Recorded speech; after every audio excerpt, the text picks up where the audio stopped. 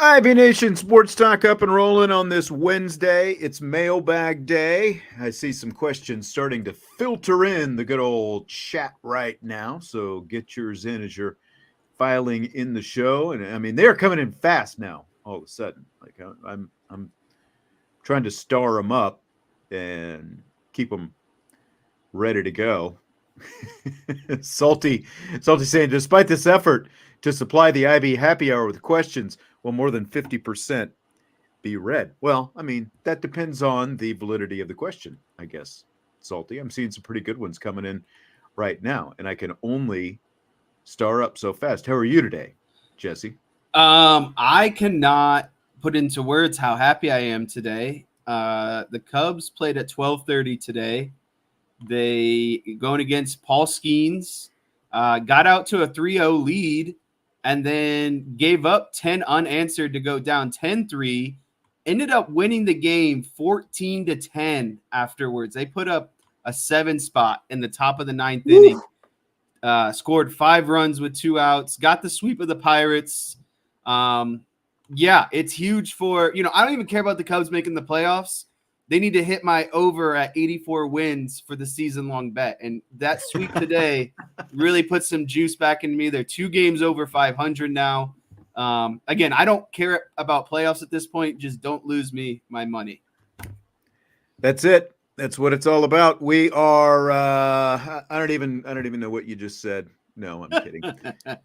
You're talking about baseball. I didn't realize baseball was still going on. I don't know how you're not following. The Royals, I think, swept the Guards today to overtake the division. I don't know if you know this, Jesse, but I do a show here every day, like every day.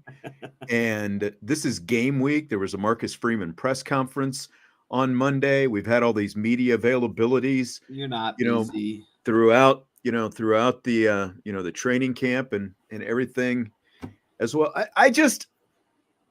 I just haven't watched that much baseball. I've still got my whatever MLB pass on DirecTV and all that stuff. And I've been, I've tried off and on. I'll say I don't like the Royals broadcasters. So even though the Royals are better, it's a hard watch for me. Like there's so many better broadcast teams in Major League Baseball. I don't know if you've ever watched the Royals broadcasts. It's hard to stay engaged with that. So it is what it is, but they're in first place now in the Central. I do know that, but you had to tell me that the other day for me to realize it was coming. There's only one subject. It's football, Jesse. I don't know if you knew that or not. Yeah. Especially this time of the year, right? Like yes.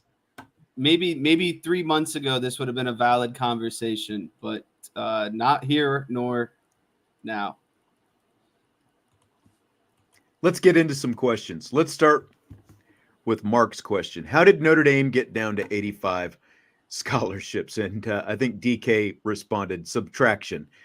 From what I understand, and I don't think this is ever going to be made public, there might be some off the record stuff. Like they took care of this because they were it was 1 or 2 over, I think.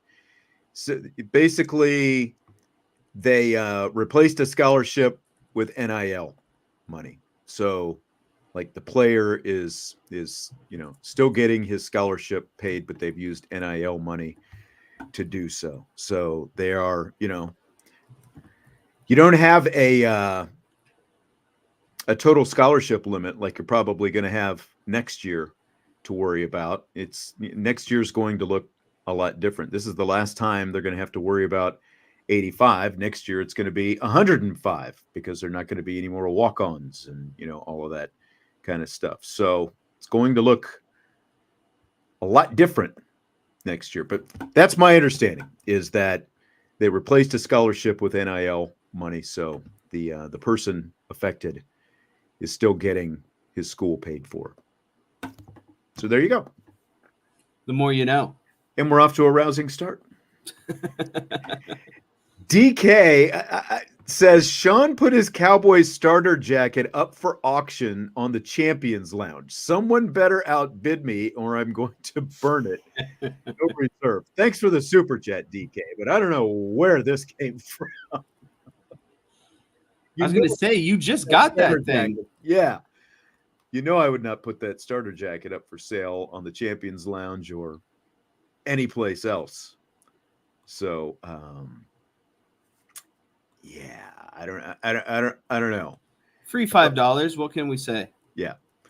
My biggest regret is we're going to see the Cowboys and the Browns in the season opener next week there in Cleveland, and it's going to be too warm to wear the jacket.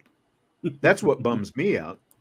I wish it was going to be jacket weather so I could wear that sucker, but I'm not going to be able to. I'm looking at the temperatures right now. I haven't seen, again, how accurate this thing is going to be. Only a high of what looks to be 75 degrees on that day right now. So I hope that stays. Actually, a decent day for football and being outside. Low of 60, high of 75. I could live with that. Yep. All right. Who is the most overrated college football player going into the season? Oh, wow.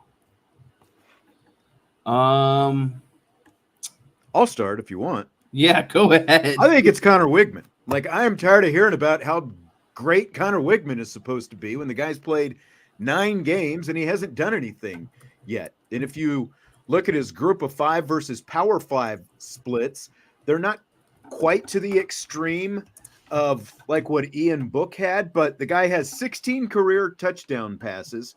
7 of them have come against group of 5 opposition. 5 of them came in one game against New Mexico. But I'm supposed to believe that because he had a 5-star next to him when he was being recruited, he might look good Saturday night. He might not. I know he's looked pretty good in the opportunities that he's had. This is a completely different offense that he's going to be playing in. And based on what Carter Carls told me yesterday, not a whole lot of confidence, it sounds like, in the skill position talent around him. So, like, if I'm looking head-to-head at this quarterback matchup, at best, it's even. But I'm still sliding over to Riley Leonard, if it's me, in this matchup Saturday night. Yeah, I'll echo a lot of what you're saying. I don't believe, Connor Wigman has any proven success. And so, for a first-year head coach and really, the inexperience that Wigman has, I would definitely agree with you. I did a quick Google search just to see kind of what names are being thrown out there.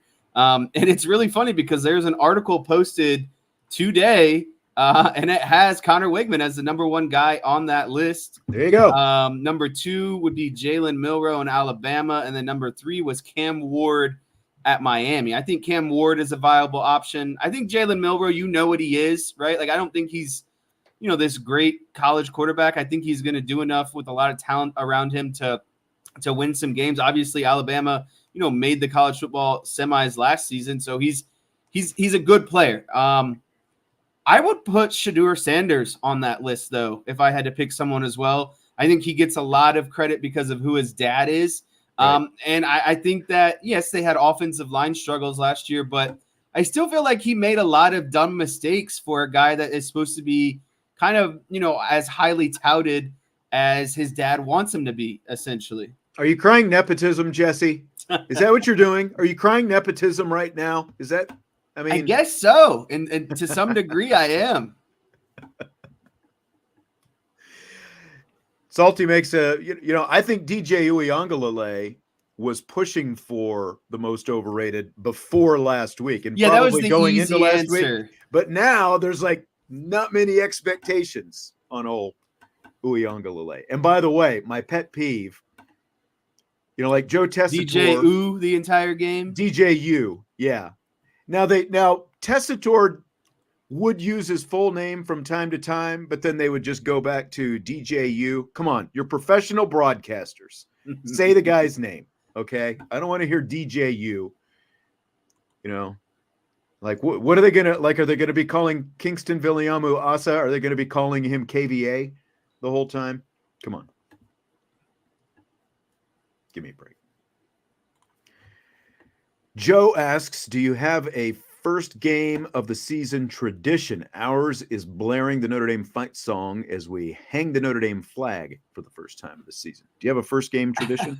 So, it's funny. This is a good question because now that I am with Naomi and, she is my fiance, we do a Labor Day weekend camping trip. Yes. Yours is rafting out in the wilderness and not Yeah. being able to watch on a TV. That's your Yeah. And so my new first game tradition is huddling around my phone and watching and being the crazy guy watching the football game on his phone while the entire family is kind of sitting around going, what is this idiot doing?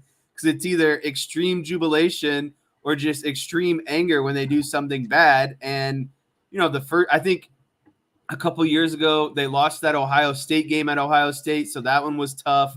I'm really mad at Notre Dame for scheduling these hard opponents game one because I'm just trying to enjoy some camping with my Labor Day weekend. Yeah, with my family. And now it turns into these very stressful, high leverage games. So that is now my tradition when these opening games are Labor Day weekend. What do you think about even college football? I mean, it's the tradition now, opening Labor Day weekend. Do you I realize probably most people still get Monday off, but guess who's going to be here Monday night doing a show? Vince and I will be here. We're here for you, Irish fans. We're here for you. Yeah, every Labor Day, every year I get the text from Vince. Is there still a show tonight? Or is there going to be a show next Monday? It's like, dude, the season is here. Holidays don't matter anymore. First of all, grateful I don't have the Monday slot. Second of all, I don't mind it because I always get Monday off, right? And so I think your argument would be you would like the season to start 1 week later because it is your last kind of final quote unquote, vacation day off before the grind of the season of women's basketball starts. So I like it because I get the weekend off. I'm actually taking Friday off. So I have a 4-day weekend and there is a good slate of college football to, start off my weekend. Who's the most underrated Irish player going into the season? Most underrated Irish player. I always got to pull up the depth chart. I should have this thing open all the time. I would have to say, I just feel like this is the hardest question to answer because like Vince and I were talking about it earlier this week. We do this show year round. We're on 4 to 5 days a week. And when May, June, and July roll around, this is stuff we're talking about these guys all the time. I got mine. Okay, go ahead. I think this is the toughest one for me. I have to go with Jack Kaiser is who I'm going to go with as the most underrated player. A guy that hasn't had a huge starting role. He's a grad guy at this point. I think he's got there's a 7, I believe, senior/graduates on the defense this season. I would be willing to say he probably has the least amount of experience out there. In terms of game experience, maybe you could say Jordan Botello as well on that list. But I think Jack Kaiser is going to be underrated this season because he's going to provide a lot of structure for a young linebacker core, making sure they're in the right calls, getting everything set up right. And I know he might not make every play, but being the general out there and getting everyone kind of organized, I think is underrated and undervalued for a guy that doesn't have a ton of starting experience. I mean, it's a pretty good one. He's the veteran for the guy who's been around the longest. He's definitely one of the least talked about guys. And I think for that reason, I'll just go to Riley Mills. because this is a guy who I'm pretty confident would have been drafted last year. He would have been a mid-round guy, maybe budding 4th round, 5th round, something like that. Still would have been drafted, I think, last year, but came back one more year, a guy with all the experience that he has. And we haven't, he's one of the few, maybe, again, because like everyone likes the shiny new toys, all this young talent for good reason, but we just haven't talked a whole lot about him. And he's going to be, if Notre Dame is going to be great this year, it's going to be in large part because of the play that they get from those two interior guys, both Riley Mills and Howard Cross. Sloppy Joe says Devin Ford. I mean, it's not a bad answer. Devin Ford's going to play on a lot of special teams. I don't know to what extent his role is going to be beyond that, but you're going to see him on a lot of special teams out there. You might still see him on some kickoff return because there are obviously 2 kickoff return men, not just one. I think that's a pretty good one. Some people saying Anthony Knapp. That's TBD at this point. Like, I don't think we can call him underrated yet until we see him play. I mean, if he performs at the level, obviously, that the coaching staff thinks he can perform at, then you're going to call him that. But I tell you what, one false start and, a couple of bad reps that, if they end up leading to Riley Leonard getting sacked, no one's going to be calling that guy overrated Saturday night, right? So I'm not saying it's going to happen, but I'm just, let's see him play a little bit first before we go to Riley Leonard and call him. I think my honorable mention would be Adon Schuler, because I think he's going to be a very solid safety. That was one of the names that popped into my head as well. I think he's a good fit for this as well. Underclassman, getting his opportunity to be a starter. Tons of talent there. I think he's going to complement Xavier Watts, Benjamin Morrison nicely. And that's the benefit of having, Benjamin Morrison, Xavier Watts in your secondary, is he can allow, Adon Schuler to have a little bit more margin of error, and I think that's going to end up being very impactful. So Anthony wants you to clarify your countdown to kickoff plans for Friday, since you're going to be, I guess, floating. Everyone will have to tune in and see what is or isn't. You're going to leave it mysterious, huh? Yeah. I mean, if the people want me, then show up and see if I'm there. Tune in. All right. All I got to say is I can't remember the last countdown show I missed. Good call. DJ asking for, I think I had that start up before I went on my Connor Weigman rant. DJ says he thinks he's now. I mean, he did pick up a win against LSU a couple of years ago. When LSU went to A&M a couple of years ago, he did beat them, and that was with Jimbo Fisher as the quarterback. I'm just still, again, the splits that he has for his short career against Power 5 versus Group of 5 teams are not quite as dramatic as Ian Book, but the completion percentage that he has, which is nice, is much more elevated against those Group of 5 teams that he has played compared to, it's a little bit more average. I think it's like mid 60s, something like that. Maybe upper 60s against the Power 5. So I have questions about his fit in this offense. I'm going to be curious how much Colin Klein is really trying to force his offense on Connor Weigman versus how much, he kind of tweaks that offensive set to try to fit Weigman's style. And again, just based on what Carter Carls was telling us, I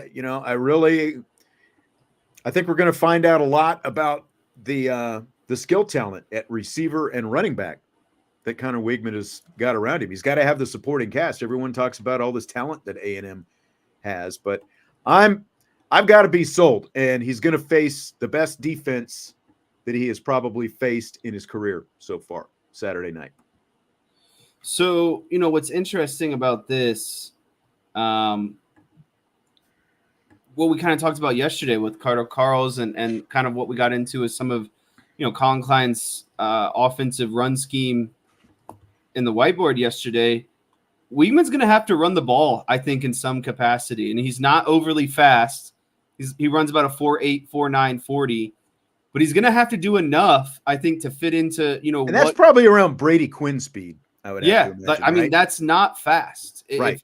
Not slow, but it's not fast. Like you remember Brady Quinn, what year would that have been? 06.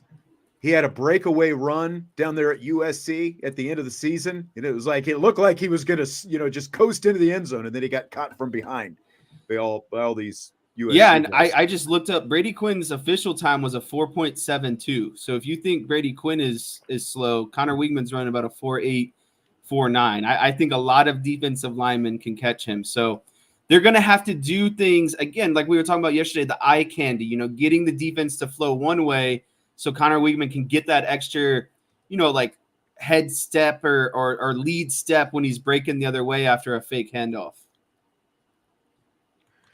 Let's just kind of follow up with Joe's question, not knowing the Aggies quarterback that well.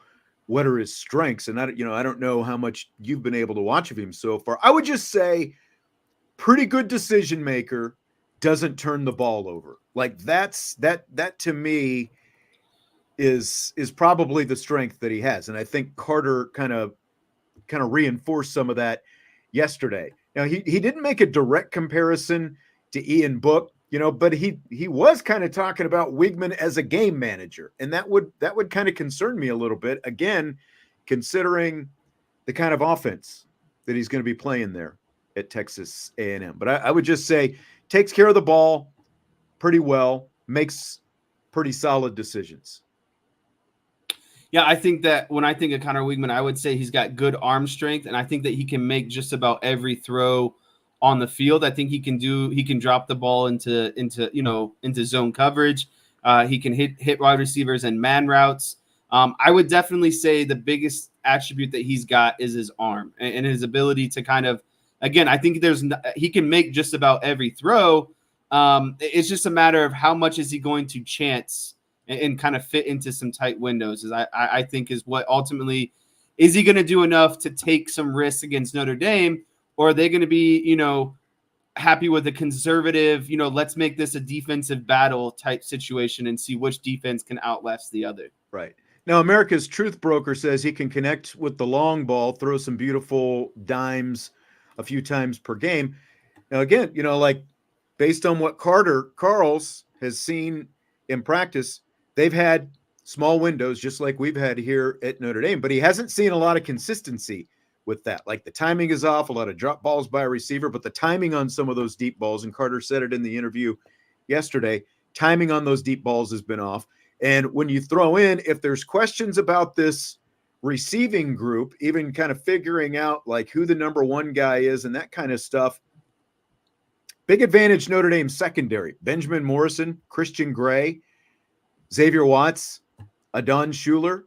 Like, okay, he's got the arm strength for the deep ball. I agree with that, but is he going to be able to find anybody deep against Notre Dame's secondary?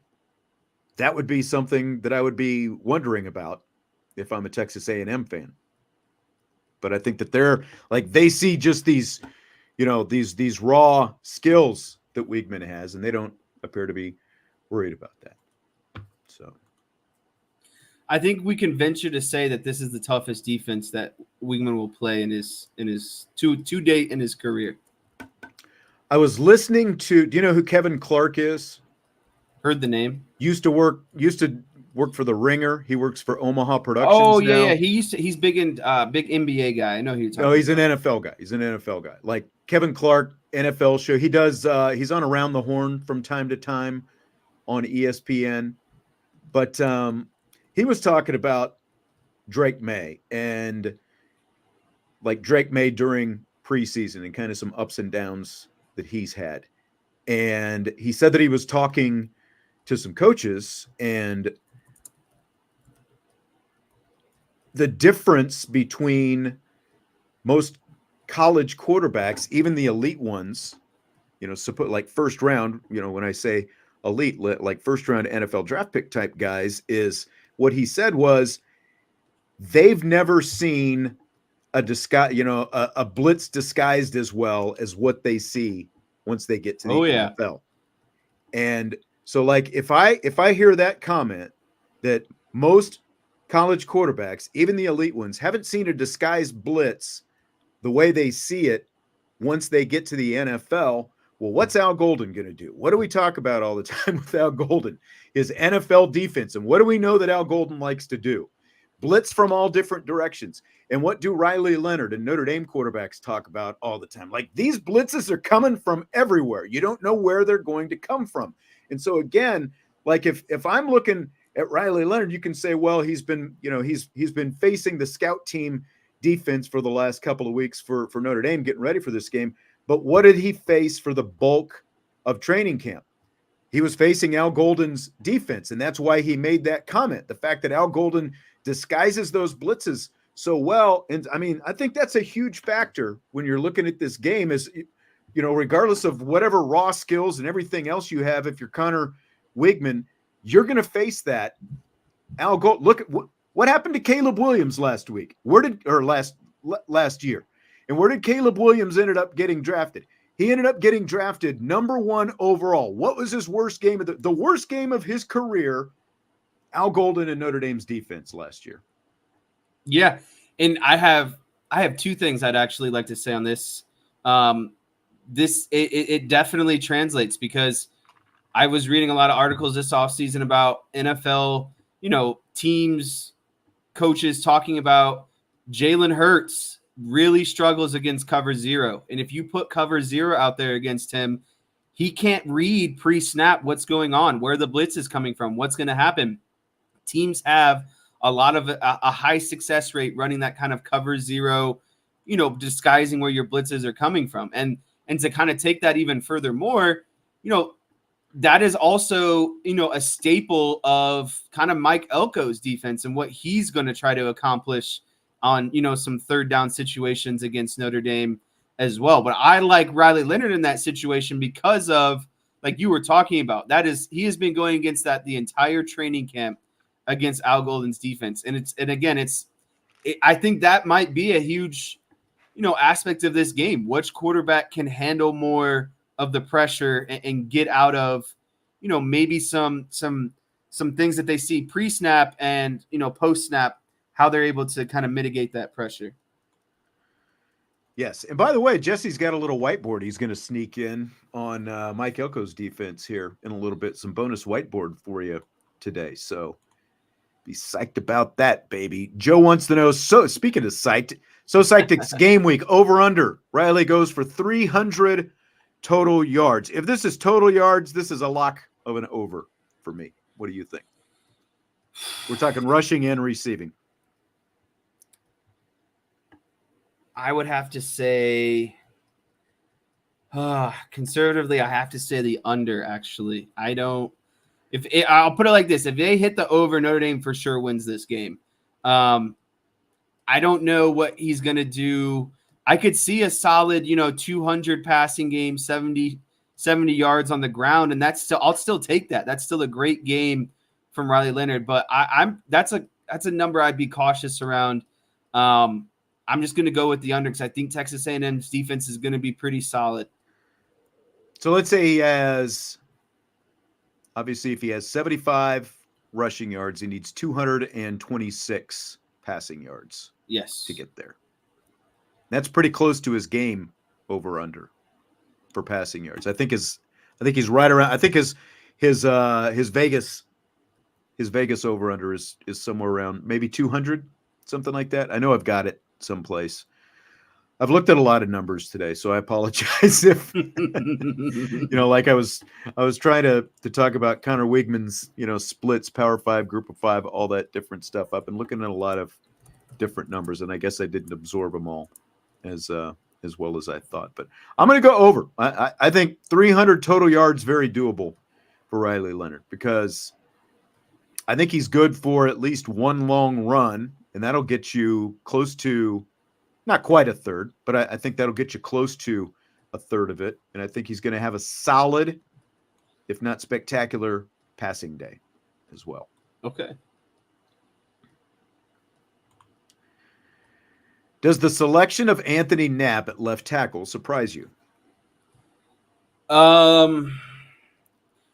When Jagasaw went out, I think everything was fair game. I think at that point, I didn't know what they were going to do in terms of best combination. But I'll always echo this. I'm going to trust that the coaches are making the right decision. They are seeing them day in and day out. This guy was highly, highly touted, recruited out of high school. He was I'm pretty sure a top 5 offensive lineman in his class. The talent is definitely there. So at the end of the day, I'm just going to have to say no because of the combination of his talent and the trust that I'm putting in the Notre Dame coaching staff to say, this guy gives us the best shot. I'm looking here. There was a quote last night. Okay, here's the quote from Mike Denbrock. He was asked about Anthony Knapp because it's the first time that the media got to talk to him since the announcement on Monday of the depth chart. So here's what Mike Denbrock said. Quote, Napper is a guy who's kind of been incredible. Since he's walked on campus, he's been such a quick study that I've never viewed him as a freshman just because of how quick he picks things up, how fundamentally sound he is with what he does, and consistency that he plays with. So those things have led us to making the decisions that we have, end quote. Again, that's from Mike Denbrock. So, like, you listen to that. I think it was surprising just because of when we got to talk to Joe Rudolph, and this has been a while, it was we talked to Joe Rudolph within probably a week of the Jagasaw injury, and he sounded pretty firm on, like, Tosh Baker is the guy. And then all of a sudden, Tosh Baker wasn't the guy. And it just turned into this snowball of Knapp, and obviously Pendleton, next to him ended up being the guys. I don't think I'm going to be surprised anymore with anything that happens in camp and, some of these decisions with the offensive line, because this is 2 years in a row now. Like, Pat Coogan kind of came out of the blue last year in the middle of training camp, and then middle of camp, here comes Knapp and Sam Pendleton. So it was a little bit shocking that it happened at the time. But, again, like when you hear what everyone has to say about him, and even before that decision had made, Joe Rudolph had nothing but good things to say about Anthony Knapp. So from that perspective, I guess it's not ultimately too surprising in the long run. Mark says, thoughts on Golden Tate becoming the new color commentator for the Detroit Lions. I didn't know that. Might have to see if I can find some Lions broadcasts. I haven't seen a whole lot of Golden Tate doing any media before. So, I think it's awesome. I think he'll be great at it. And I'm interested, excited to kind of see, listen to him do these games. I think he was a tremendous player. He'll provide a ton of insight. It just sucks that it has to be for the Lions because of DK, and I don't like that guy. I don't think he deserves Golden Tate. Ooh, man, shots fired.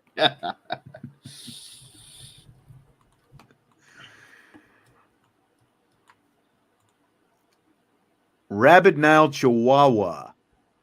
Oh, this is going back to some baseball. Over under Aaron Judge, 62.5 home runs this year. What's his latest tally? I think he's at like 50 something. He just got to 50, I think, the other day. Then he's at 51 right now. If my math serves me right, there's about 28 games left. So he's got about 28 to 29 games to get about 12 home runs. It's about 1 home run every other game. I mean, he's been hot, and the Yankees need to continue. I mean, they're kind of battling out the Orioles for the pennant right now. I think it's going to be close, but I think he's going to end up right around 60. So I'm going to take the under. He got 61 a couple of years ago, and the question is going to be, does ABC, do you remember when they were breaking into college football games. Yeah, on and they had the Saturday judge counter Uh-huh. tracker. Like, this isn't 1975 when you only had 3 TV stations. If Social people media want to is a watch, thing. they'd watch. Yes, I don't think we need to be breaking into college football games for New York Yankees Aaron Judge home run chase. I'll just throw that out there in advance. I'm going to go under as well. I think he ends up right around 60. I have a fun question for you. Okay. What do you think is more likely, Judge getting the home runs or Ohtani getting to the 50-50 club for the first time ever by the end of the season? I'll go 50-50 because he's already 40-40. He did that a week or so ago, right? Yeah, and he got there's at least some baseball I've followed this summer. Well, he did it. I watched that game. It was Friday evening. He got the 40th stolen base in that game and then hit a walk-off grand slam to get the 40th home run in the same game. I remember when Jose Canseco became the first 40-40 guy. Like, that's how old I am. Shohei's at 41 home runs. Let me double check the stolen bases. I would love to see him get this. Stolen bases. Where are you at? He's at 40 still. Again, he needs. I think I'm going to go Ohtani as well, and I'm really rooting for it to happen. Yeah. You know what's going to be cool though? Again, not to get too sidetracked on baseball. He's going to become the first DH ever to win the MVP in the NL. I didn't think about that. That's right. Not even the NL, just all of baseball. No DH has ever won the MVP, and he's for sure going to be the NL MVP. That's true, because the closest, I think, was 2005. Big Papi, I think it was 2005, like right around there, 2005, 2006. Papi for the Red Sox was putting up huge numbers. I think A-Rod ended up getting it, and the whole argument was, A-Rod, everyday player, position player, and all that. You're correct. He had 11 votes, and A-Rod won MVP with 16 votes that season. There you go, baby. There you go. Impeccable sometimes. Not when you're looking at too many props in one day. That's right. Anthony says, with the Cubs scoring 41 runs against the Pirates the last 3 games, will Notre Dame and A&M combine for more than 41 points this Saturday? This is a good question. I've said this before. I think if anyone gets to about the 27 mark, they'll probably win this game for sure. You can maybe even take that number down to like 21, 24. I just don't see Texas A&M having a lot of success against Notre Dame's defense. So this could very easily be, like a 24-10 game, a 27-13 game type situation. I'm gonna go with the under because I think Notre Dame's defense is really gonna hold it down to start this season. I think the offense will do enough on their end, but I don't think A&M's offense will do enough. The Vegas over-under is 46.5, and I've said my number is under. I'm right around 44 points that I have in the total. So I think it'll be over 41. Not sure about that 46. I would go under the 46.5. Like I said, I'm so close, I wouldn't touch that 46.5. It's a season opener. There's so many things that are going to happen in this game that I think none of us are expecting. That's kind of part of it. And I'm not, like alluding to, like I've got some kind of inside information. It's a season opener, and you've got a new head coach on one side, new offensive coordinators on both sides, all this different stuff. Both starting quarterbacks are coming off injuries, lower leg, foot injuries last year. There's just a lot of unknown in this. Speaking of which, DK says, scale of 1 to 10, what's our worry about Leonard's injury, and what will it be if he makes it through this game? I don't even want to broach this subject. Riley Leonard's injuries is my number one concern about this entire season. Him staying healthy, this is a team that should make the playoffs and make a good run into the playoffs.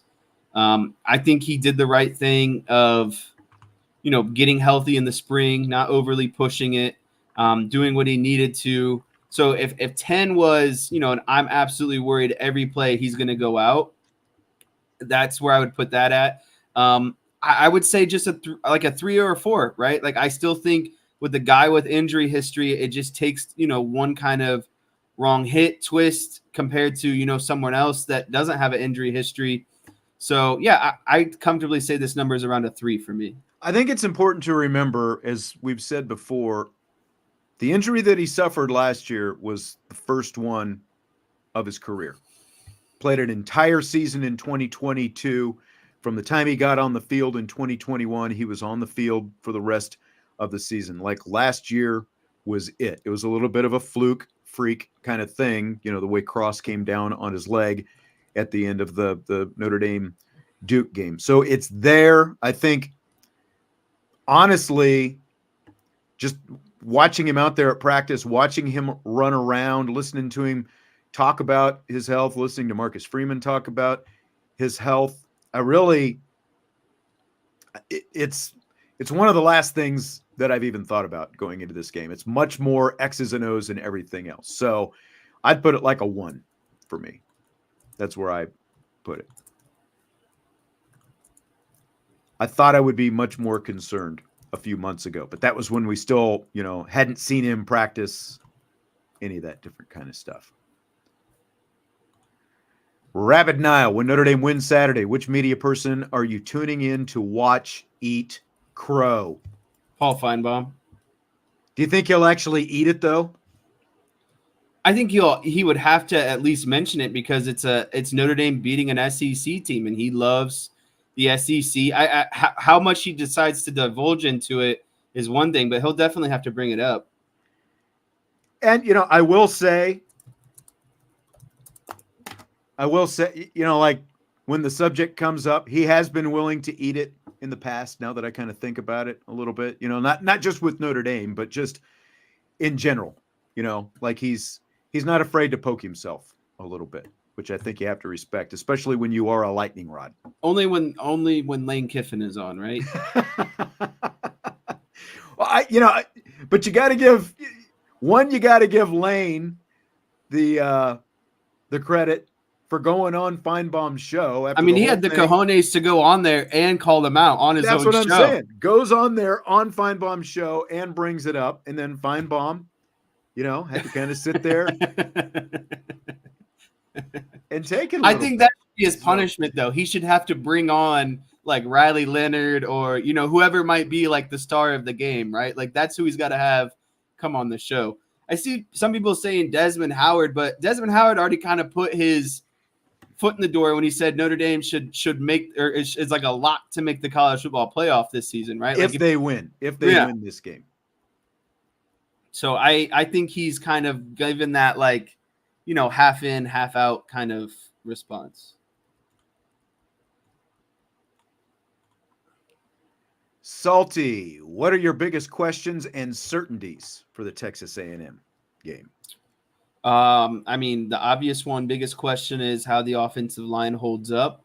I think the next would be how improved is the passing game. Big questions. Defensively, how did the young linebackers adapt to a hostile environment on the road and a lot of their true kind of first starts as linebackers. And then I think my biggest certainties is defensively, how they're going to perform as a unit. I think the secondary is going to be great. Defensive line is going to find ways to create pressure. And then offensively, my biggest certainties is the performance of Jeremiah Love. I don't know how he's going to do it, but he's going to be a guy that's going to get a lot of touches in terms of, rushing the ball, catching some balls out of the backfield. I think he's easily going to have, probably over 100 total scrimmage yards by the time it's all said and done Saturday. Biggest questions, just piggybacking, obviously the offensive line is the biggest question because we have to see it live in action. 2 new starters, and really it's a completely reworked offensive line. Completely new starting 5 this year compared to a year ago because obviously Schrouth and Craig, as much confidence as we have in them, and even Emil Wagner, like none of them were starters last year. Most of the talk is about the 2 guys on the left, but it's a very raw offensive line, but it's also a very talented offensive line, and it's a pretty physical offensive line, especially those three guys in the middle. It's like you got three physical guys from guard to guard, and then you've got a couple of, pretty light-footed guys on the outside at the tackles. But that's still the biggest question mark. Defensively, biggest question is the linebackers, especially based on some of the stuff that you were talking about yesterday with kind of how A&M wants to get the linebackers flow in one direction and then maybe cut back or use misdirection, eye candy, and all that kind of stuff. How are this young, inexperienced group of linebackers going to respond to a pretty physical kind of 12 personnel heavy running style that Connor Klein, the offensive coordinator, is likely to throw at him? Biggest confidence is the secondary. I think that Notre Dame's secondary is going to be lights out, locked down Saturday night. Really looking forward to seeing Christian Gray on a full-time basis out there opposite of Benjamin Morrison. And I think that Xavier Watts is just gonna patiently wait for a mistake to be made and then pounce. And he's going to be a big factor out there. Offensively, I'm confident that Riley Leonard is going to make winning plays. And I don't want that to sound like, Ian Book, he's going to play winning football, this kind of stuff. There's that different element. It's funny because Mike Denbrock was asked about Riley Leonard being a running quarterback at his media availability yesterday, and he quickly corrected and he said dual threat quarterback. Ooh. We have a dual threat quarterback, and that is the important designation. It's not all going to be what Riley Leonard can do with his arms. It's obviously a big part of it is also going to be what he can do with his legs. And I think that can, kind of help negate some of that inexperience on that offensive line, what you're going to get from Riley Leonard's running ability.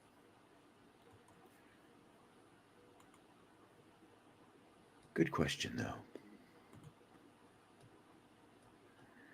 Rabbit Nall wants to know, what can we do to make game day get here faster? Go to sleep. That's the only thing you can do. NyQuil. Sleep and probably listen to less amount of analysis, right? Like, because the more you listen, the more your brain starts to. Don't say that. You can't tell people to turn it off. What are you doing? After your daily dose of Irish Breakdown, that's all you should listen to. Yes. Come on, man. I don't even know. Thanks for the super chat, Tyler Evans. Who needs a win more, Florida or Miami? This is a tough one. I think Miami, because I think they have more expectations this season at a national level. They're in an easier conference. So for that reason, I got to go Miami. I mean, Napier's probably coaching for his job. I think that they're going to play Miami and Florida State. I'm going to go with Florida because playing in the SEC, again, like Napier, and they've been struggling and trying to get that turned back around since Urban Meyer left, and that's been a while now. So I'm going to go with Florida. I mean, they both have a lot to lose in that game, but I say Florida because playing in the SEC, like they can't afford to lose an in-state game to Miami. Like Miami can absorb that a little bit more as long as they get right and things go well for them in their ACC schedule, which is no guarantee either. But I think it's easier for them in the ACC, obviously, than it is for Florida in the SEC. Andre coming early with a we in, we out. That's tomorrow's show. Don't forget, you can go to the New Champions Lounge and post your we in, we out questions for tomorrow's show. But he wants to know, Jeremiah Love, will he have 100 yards receiving / rushing? So combined, I'm assuming is what he means. I kind of let the cat out of the bag on this one when I was talking a little bit earlier. I think this is an over for me. I think they've emphasized a lot during this offseason that Jeremiah Love has to have a vital role in this offense and its success. Yeah, I agree. I think that it's not all going to be Jeremiah Love. I think Jadarian Price is going to play a big factor in this game as well. But I think Love combined yards Yes, he will get to 100. Stymie the Love Fest. Are you picking the Irish to win by double digits or going less than 5 like the Doubters? Can I push? What if it's like 7 or 8 or 9? Well, the question is simply, are you picking them to win by double digits? You can't push on that. It's either yes or no. I have to say no, because that's like basically, a 2-touchdown difference between the spread, because I think the spread right now is favoring Texas A&M by about 2.5. So let's call it 3. Line did come back down. I don't know if you noticed that. It got up to 3. It was at 2.5 today on FanDuel. So again, that's a 2-touchdown swing. I have to admit it. The books usually know more than I do. So I think that this is under 10. I've got them right at 10. That's my prediction. You're going to have to tune in to Countdown to Kickoff to hear exactly what my score prediction is. But I've got Notre Dame winning by double digits, exactly 10 points. Salty says, estimate on the 53-man Broncos roster. Will he make the final cut? Well, I mean, that is the final cut. 53 is the final cut. I was surprised. It sounds like there was a little more drama in him making it to the final 53 than I thought there was going to be. Yeah, I was a little bit surprised by that. Was there drama? Was it self-induced drama for fan drama? I thought he, if a team drafts a running back and he has success like he did in the preseason, I don't know why they would cut him, Yeah, no offense to Audric, but I wouldn't have cried if, he had been cut. And the Cowboys that swooped idiot him in. down there in Arlington, snatched him up. But hey, they signed Dalvin Cook today, okay? I like that. Very happy with that move. I thought it was a move they should have considered last year, but, typical JJ fashion, he went the cheap. He waited for the bottom to fall out, and now he'll pat himself on the back if it ends up working out because he didn't have to pay anything for it. We kind of covered this a little bit before. Does the rapidity of Pendleton's rise to starting left guard surprise you now that he has it? Hey, does he have it locked down, basically? I don't think any offensive line position is considered locked down at this point. I think that they have an idea of who the best group is going to be, and until that plays out in a game, I think that's ultimately going to be the deciding factor. So I wouldn't be surprised if someone's struggling a good amount against Texas A&M, they can't keep them in there without, they can't become a liability. So, if they start to struggle, again, I don't think anything is locked down.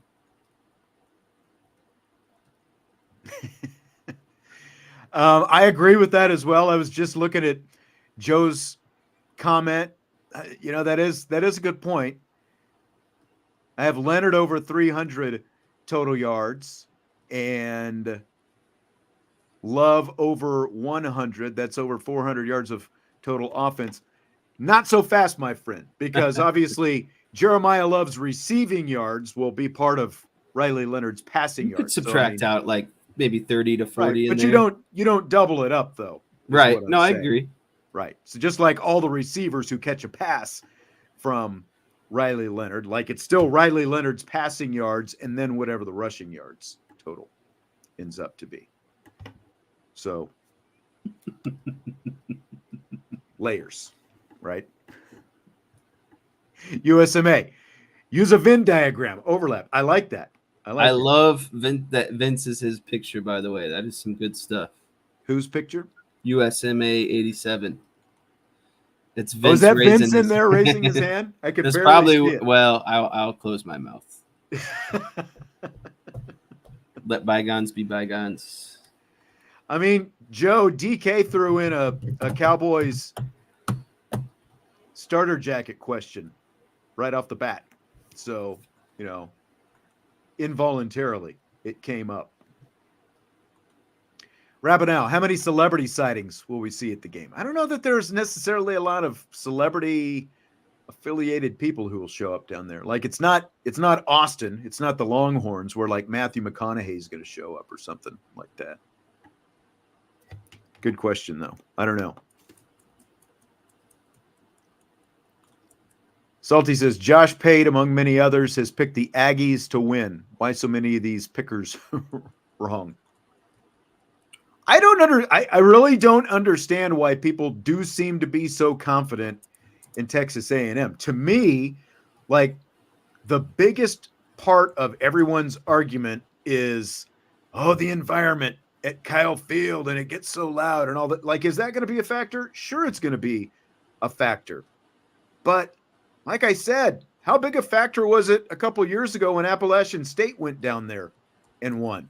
Like, you've got a brand new head coach, a brand new offensive coordinator, a starting quarterback who hasn't played that many games in his career. Riley Leonard has played almost 3 times as many games as Connor Wigman. You've got questionable skill talent on offense for A&M. You've got a secondary that they think is going to be better, but that's a question as well, especially against Notre Dame's upgraded wide receivers. So, I mean, I guess everyone's got to pick somebody, but I'm surprised that there does seem to be so much pointing in that direction nationally towards Texas A&M. What do you think?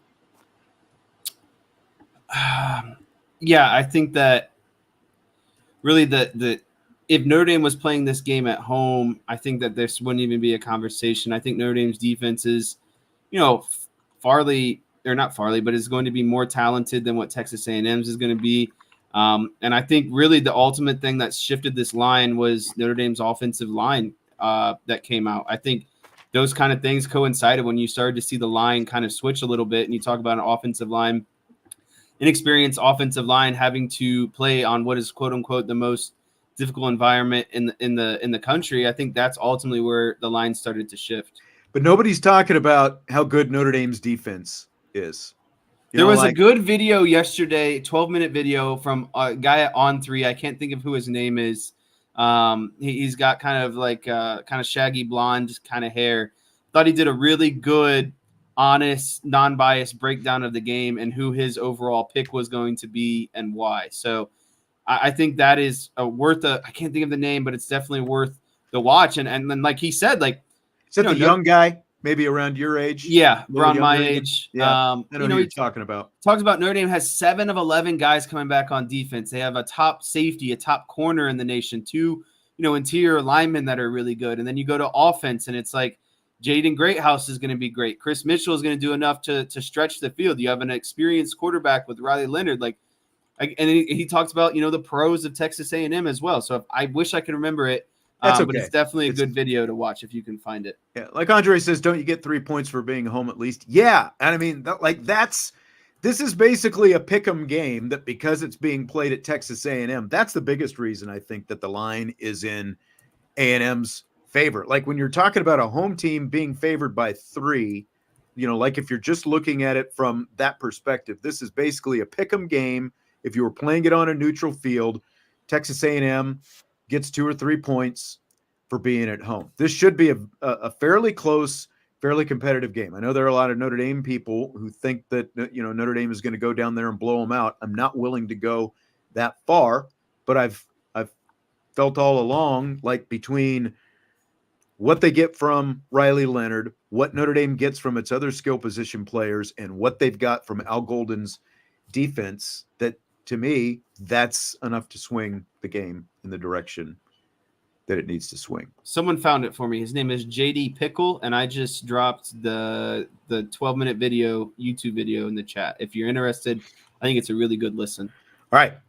Great questions tonight in the mailbag. We got a ton of questions tonight in the mailbag. And don't forget tomorrow's We In, We Out day. So you can go, if you're a subscriber, to the new Champions Lounge at Irish Breakdown. And if you're not a subscriber, I don't know what you're doing. Just get there and subscribe. But you can go there, submit your questions for Thursday's We In, We Out show. We'll have some of Marcus Freeman's comments from his noon Zoom tomorrow. That's not public. They don't do that, like live on YouTube. It's just like media gets to, get in the Zoom and ask him questions and stuff like that. So we'll have some of his comments from that noon Zoom, final comments from Marcus Freeman tomorrow before Saturday's game. Okay, before we get to rapid fire, Jesse has a little bonus whiteboard for us today. And we are going to start. This is Mike Elko's 505 alignment. Is that right? Why do they call it 505? Yeah, so this has, a couple names, but this has been coined, by Mike Elko as the 505 alignment. And the reason why it's called the 505 alignment is because you have 3 down defensive linemen. You have basically 2 defensive ends playing a 5 technique. So let me do some better stuff here. And get so we can draw some things. So this defensive end is in a 5 technique. I'm going to put this defensive end is in a 5 technique, and then the nose is straight up playing in a 0 technique. So when you have 3 down linemen, and each of them one of them is playing a 5, the other one's playing a 0, and then the outside defensive end is playing the 5. This is called a 505 alignment. And all right. So again, you have the 0 nose and 2 5 techniques with your defensive ends on the outside. So why is this advantageous? Why the emphasis on this? Yeah. So kind of first of all, it's an odd kind of presentation. You can mix and match a lot of different alignments off of it, and it's used mainly to kind of manipulate, the offensive protection schemes, because you don't necessarily know where is coming from where. This is a big – Mike Elko loves to run this on 3rd down. And what you're going to do is you can mask your intentions as a defense. You can overload alignments or get into some kind of bear alignments. And what I mean by overload is – let me see if I can grab this real quick. It's actually kind of annoying me. Give me 1 second. Yeah, so I'm going to move this circle. So again, these 3 guys are the basis of the defense, but everyone else around them, these linebackers are, they can be moved around. You can put them outside, the defensive ends. You can walk down another a linebacker down to the line. And now again, you have one side that's really overloaded with, 4 guys and maybe only, 2 offensive linemen. So again, it forces or it complements, a lot of different pressures that you can get out of this. You can stretch the protection by placing these edge rushers on the outside of the defensive ends, like I was talking about. This linebacker over here, this linebacker over here, and that gets really tricky because ultimately it forces guards to play like tackles, right? Because they have to this left guard and this left tackle are going to be responsible for these 2 outside guys. So this left tackle is going to have to kick out hard. This left guard is going to have to kick out hard. And again, it forces that guard to kind of play more so as a tackle. So that's, I guess, the biggest stress that it poses to the offensive line. Is that, or is there anything else? That would be the biggest stress is kind of ranked in order here is, again, and this is going to be a big challenge for Notre Dame's inexperienced young offensive line. It's going to kind of confuse protection because you don't know where these guys are going to be coming from. Some of these linebackers could drop off into coverage and, maybe you only bring 2, but maybe you bring all 4 of them, right? Like you just don't know what's going to happen pre-snap. So again, for a Notre Dame offensive line that's young, this is something that I could see as a lot of, potential trouble. But how you negate this is you don't get into a lot of 3rd and longs. You make sure that you are, serviceable on 1st and 2nd down. Get 2 to 3 yards. Just no negative plays. Stay ahead of the chains and don't allow yourself to get into 3rd or long. Are there kind of variations of this, I guess, that they run?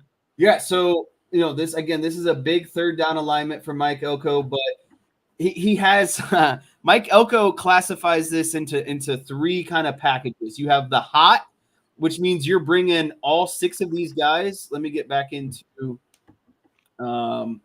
you're bringing all 6 of these guys up front, right? He has a warm package where you're only going to be bringing, potentially 4 of these guys in some sort of variation. And then he has a cold package where he's only going to bring the 505, the 3 guys down on the line of scrimmage. He's going to drop the rest or the 8 into coverage, right? So that's it, he has, and that's what makes it hard again, because pre-snap as the offensive line, you don't know if they're bringing 6, if they're going to bring 5, if they're going to bring 3. And again, those are all classified by Elko as hot, warm, and cold, depending on how many guys that he wants to bring.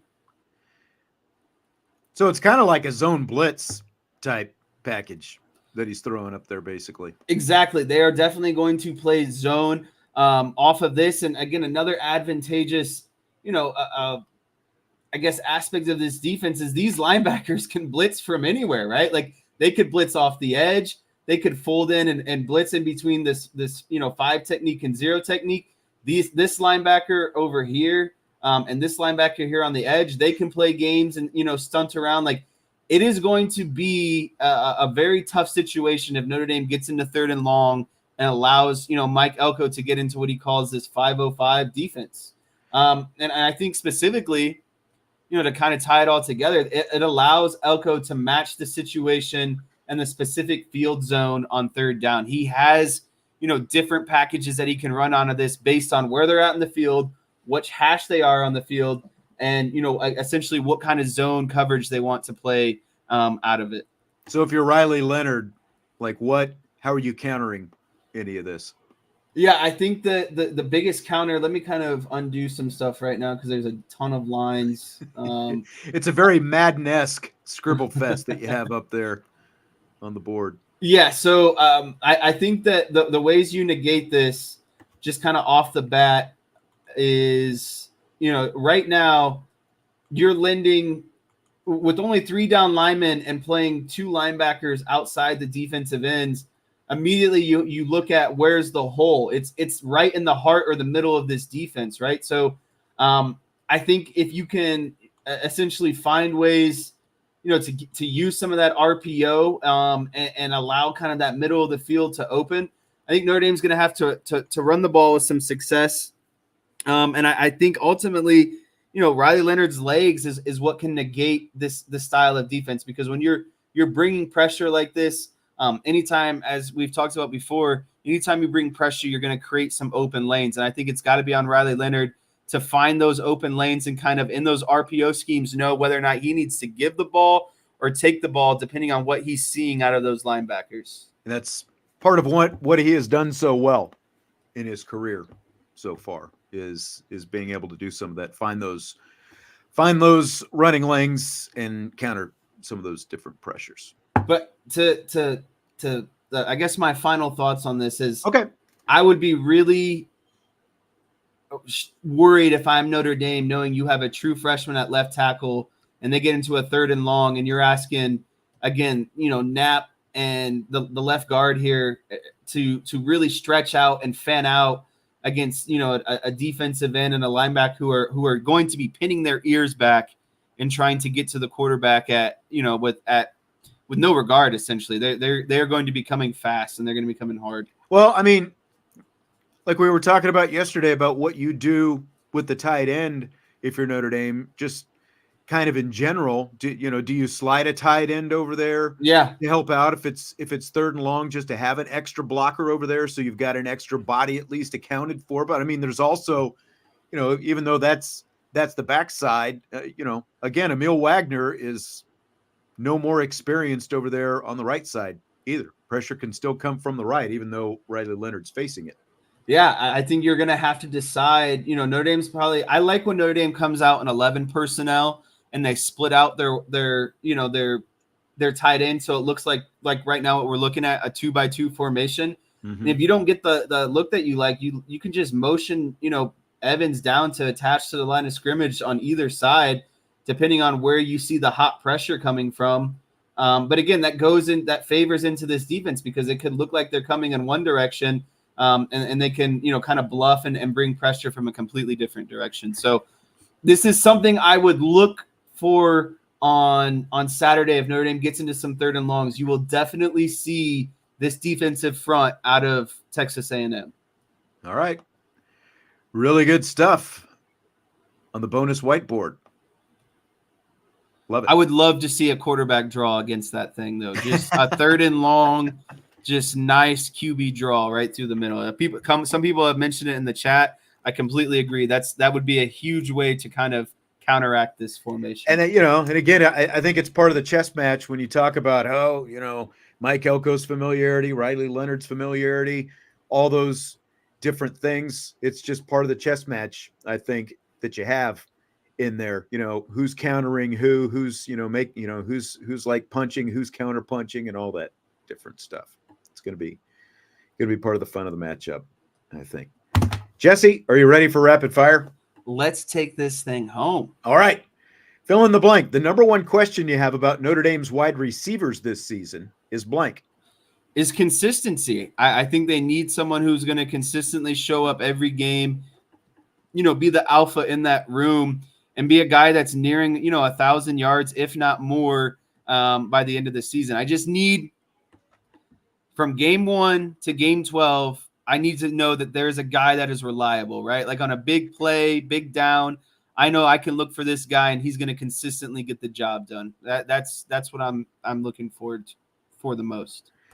My biggest question going into this season is, what's Chris Mitchell going to be? We know Chris Mitchell is fast. We know he can play on the outside, as you diagrammed in some of your whiteboard yesterday. He's a guy who can help take the top off the defense, but there have been plenty of guys who can do that. So my question is Chris Mitchell going to be more like Chris Brown, speed guy from kind of more of a decoy? Is he going to catch the ball? Yeah. Like, is he going to be a Chris Brown who is just racing downfield on streaks and go routes to try to take the top off the defense and open up the rest of the field? Or is he going to be more like Will Fuller and have speed, and more volume to go along with it?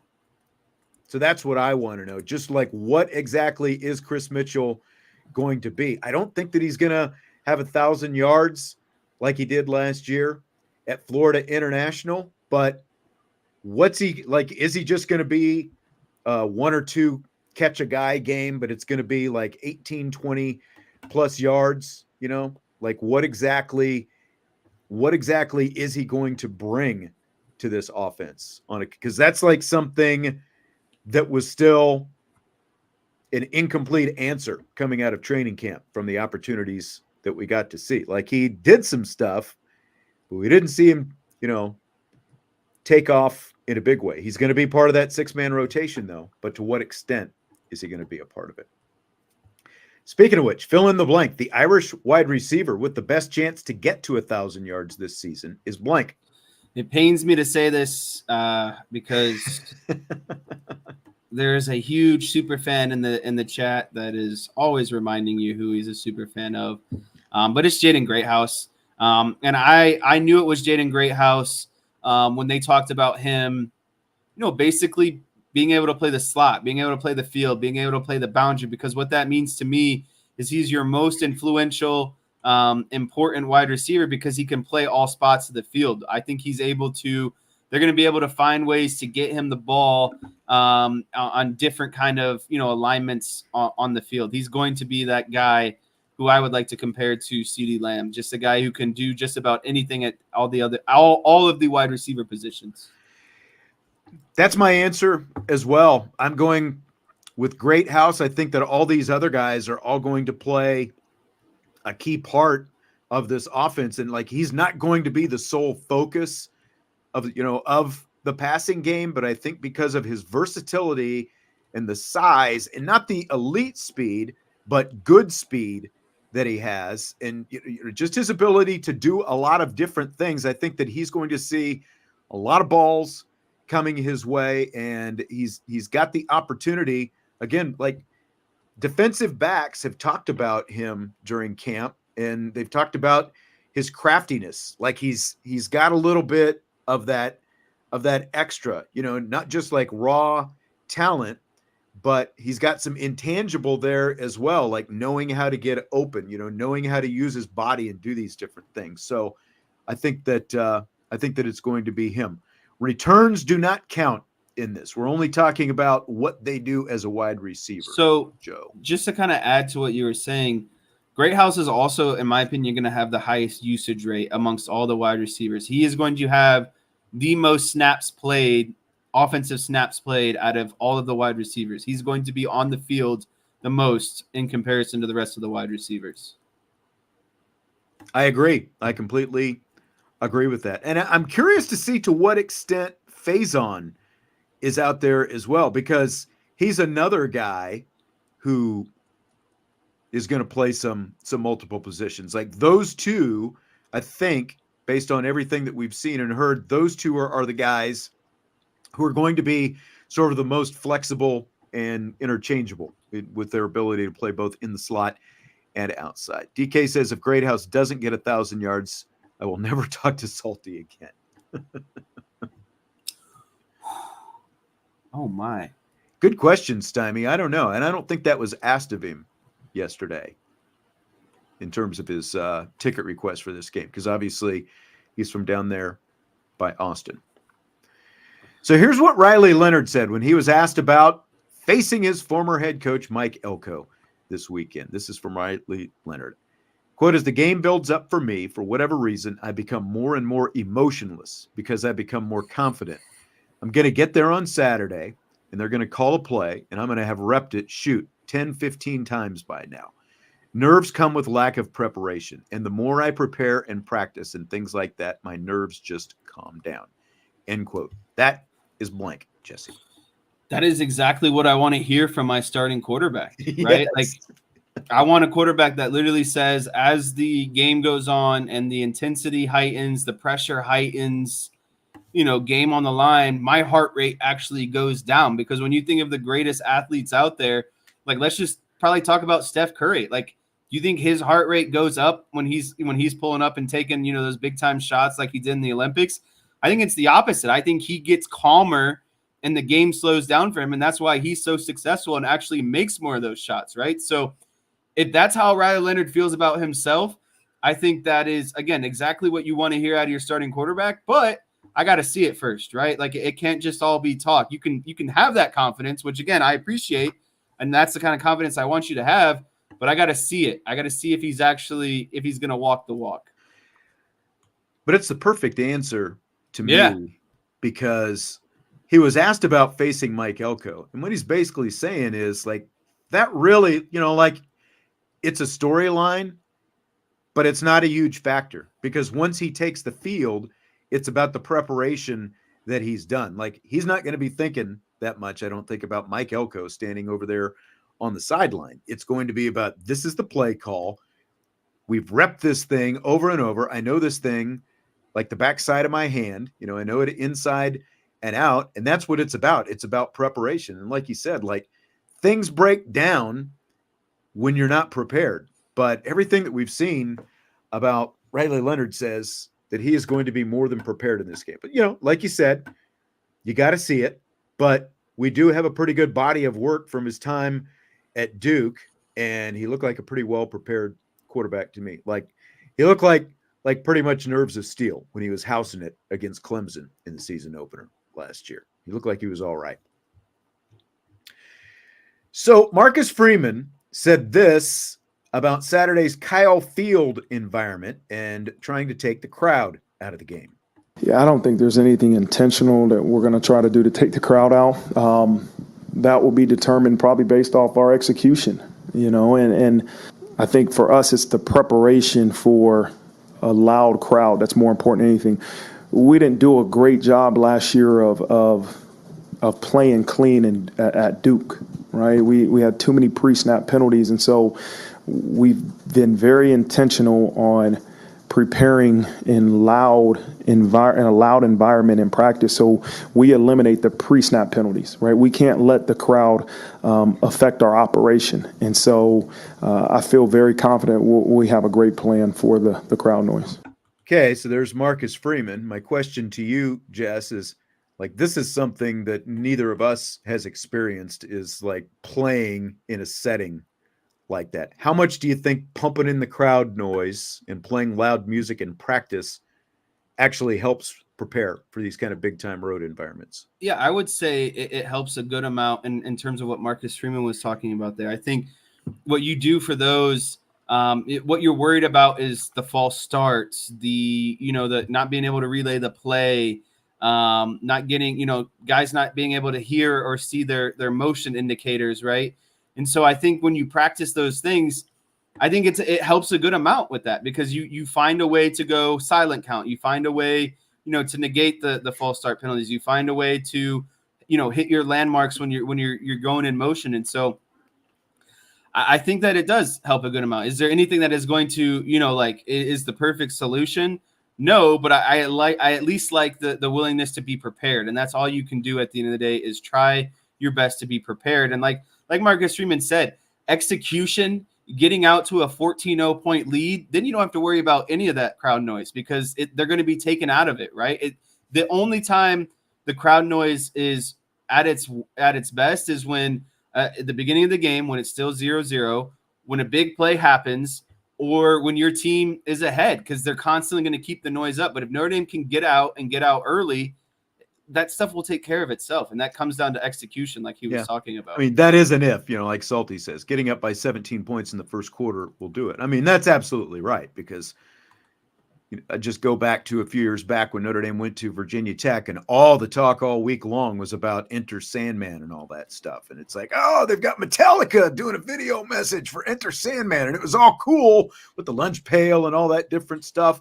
But then 5 minutes into the game, once Notre Dame punched him in the mouth, Enter Sandman, and the whole crowd was not a factor the rest of the game. Now, you've got to do that to effectively take the crowd out of the game. You've got to make a big momentum play early and get up early for that to happen. There's no guarantee that any of that's going to happen.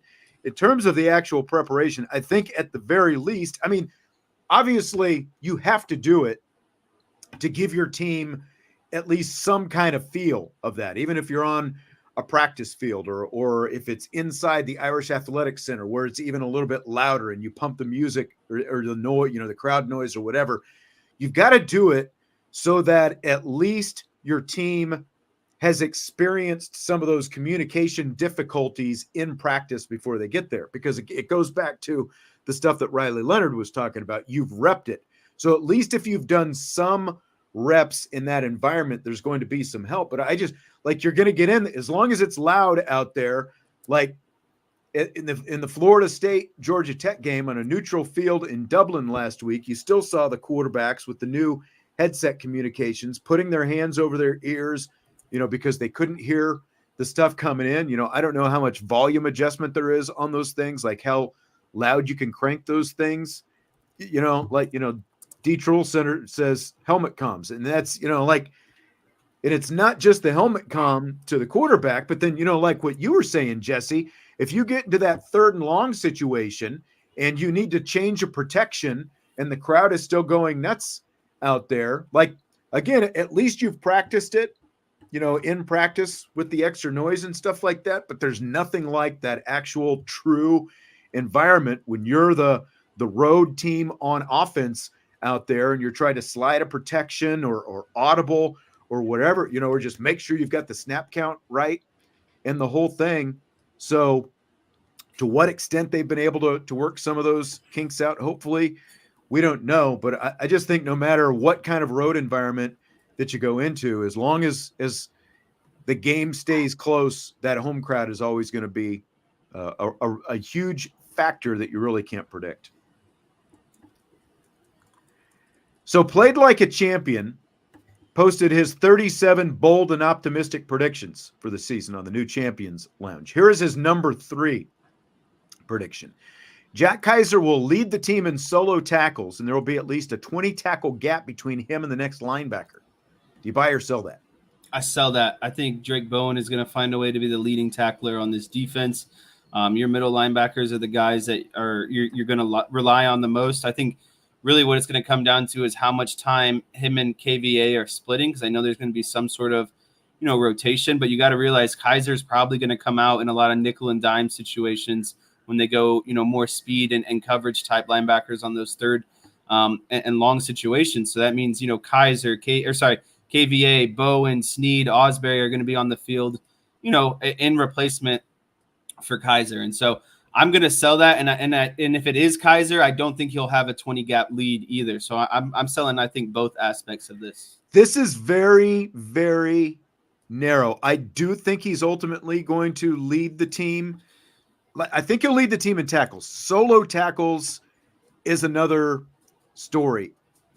The 20 gap lead is what I have to sell. I do think he's going to be at the top of the tackle list, but there is going to be that big rotate. The question is going to be, how much does Kaiser rotate? And like we've talked about, does Kaiser stay on the field the most? Like, he was the linebacker who played the least last year, but now he's the most experienced guy with a group of, fairly raw linebackers. So how many more snaps is he going to be out there? So I buy him being the leader in tackles. It's the 20 gap lead that I've got to sell, though. DK, before that question, Jesse, said that you've had a really good show, and not sure if you should even take another question because you're batting 1,000. Right. I hope that was with, sincerity and not sarcasm. But if it was in sincerity, I appreciate it, and I take back my Golden Tate comment from earlier. All right. This next one, fill in the blank. The Notre Dame assistant coach who is most under the microscope this season is blank. I think this is an easy one. I think it's Joe Rudolph when you're running out there an offensive line that is as young and inexperienced as what they have. I think that you would, and correct me if I'm wrong, I think it boils down to offensive and defensive line coaching. And for me, there's actually another one that I'd throw in this mix. Do you want me to go ahead and, throw his name out there? And, we can debate, because coming into training camp, it was unquestionably Mike Brown because of all the stuff that was going on with the wide receiver recruiting. Lack of recruiting. And all the disgruntlement with wide receiver recruiting going into training camp. And I remember saying at the time, like, what we need right now is to just get to the season so that Mike Brown can show what he can do as an actual football coach. And we're not just talking about recruiting, but that's how much it's changed in just a month. It went, to me, it went from Mike Brown, and before Mike Brown, it was Al Washington, but Al Washington's guys had a pretty good spring. They've had a really good training camp as well. Again, like, the question with Washington is just like Brown. It's development versus recruiting. Let's not forget, though, Mike Elston, like, as much as everybody ended up loving Mike Elston before he left Notre Dame to go to Michigan, like, he was getting a lot of raw 3-star, high upside guys and stuff like that as well. It's not like he was knocking it out of the park with a bunch of high 4- and 5-star guys. Like, Mike Elston was still about development as well, as much as people loved him. So, like, it's gone in this offseason from Washington to Brown. But I think you're right. Like, as of right now, and really through no fault of his own, because Charles Jagasaw got hurt, but the microscope is on Joe Rudolph right now. Yeah, I don't disagree.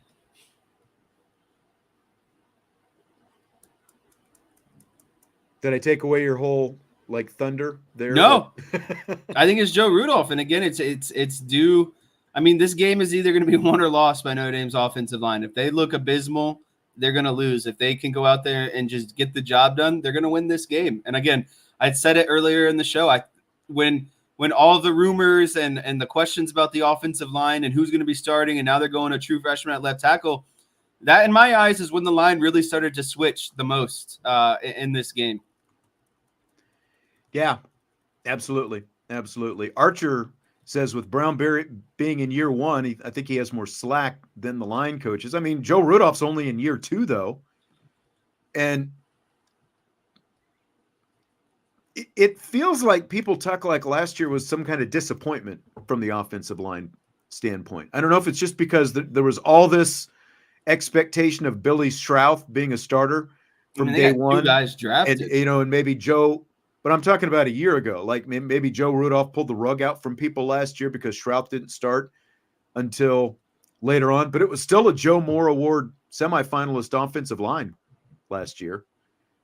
Again, was everything perfectly clean last year? No, but again, like, to Archer's point, like, he can say Brown gets some slack, which I do agree, but you would have had a hard time convincing a lot of people of that back at the end of June and early July when things weren't going right from a recruiting standpoint at the receiver position.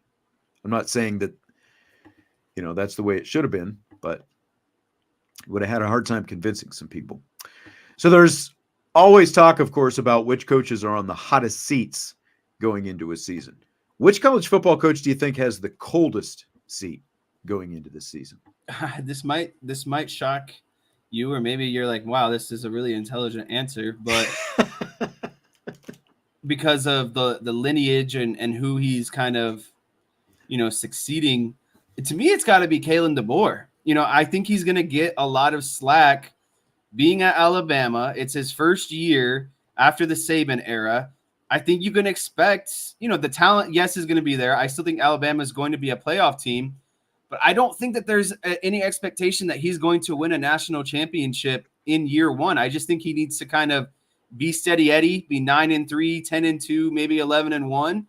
And you'll look back on and say, it was his first year, first time in the SEC, first time in the expanded playoff. In the expanded playoff. So to me, I like saying Kalen DeBoer here. I think a couple honorable mentions are Steve Sarkisian, because he did get Texas there last year. So I think they're kind of finally off the hook. He can't have a horrible season, but again, I don't think he can. I think he's off the hook in some regards for Texas being back, right? I mean, he's still got to prove that they're back 2 years in a row, especially going to the SEC. But I don't think that there's anything on the line for Sark. And then I think the easiest one, or the most maybe fun one too, is Sherrone Moore at Michigan. There's a whole cheating scandal. Harbaugh left. I don't think that people expect – Michigan got their national championship. I don't think people expect them to be, at that level again. I think they're a borderline playoff team. Because no matter what happens, you can write it off to all these losses. We lost a first-round quarterback. Stallions, we lost our head coach. Yeah, Stallions. And the defense, a lot of guys got drafted. Blake Corum is gone. I just think there's lots of excuses that you can throw out there if Michigan ends up 8-4, 9-3. Cal Whittingham's a good one, Archer, out there at Utah. Probably helps that you're at Utah and there's not a ton of expectations. But the guy's been the head coach since Urban Meyer left. Think about that. That's been, 20 years? And now they get to play in the Big 12, Yeah.